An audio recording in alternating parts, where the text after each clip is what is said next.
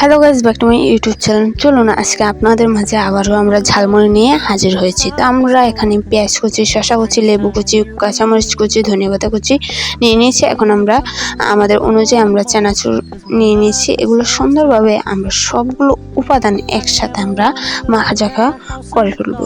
তো ঝালমুড়ি খান নাই এমন কেউ কি আছেন? তাহলে কমেন্টে অবশ্যই বলবেন। তো চ্যানেলটাকে সাবস্ক্রাইব করবেন, লাইক কমেন্ট শেয়ার করবেন।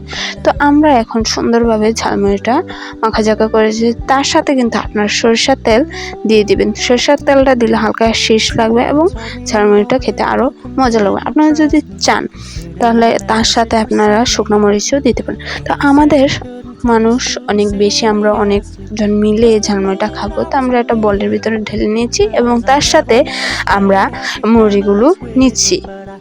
তো আপনারা আপনাদের প্রয়োজন মতন মুড়ি নেবেন। আপনারা কতটুকু খেতে পারবেন এটা আপনারাই ভালো জানেন। তা আমরা যতটুকু খেতে পারবো আমরা সেতটুকুই মুড়ি নিয়েছি। তো ভালোভাবে মাখাচাকা করার পর অবশেষে আমাদের ঝালমুড়ি তৈরি।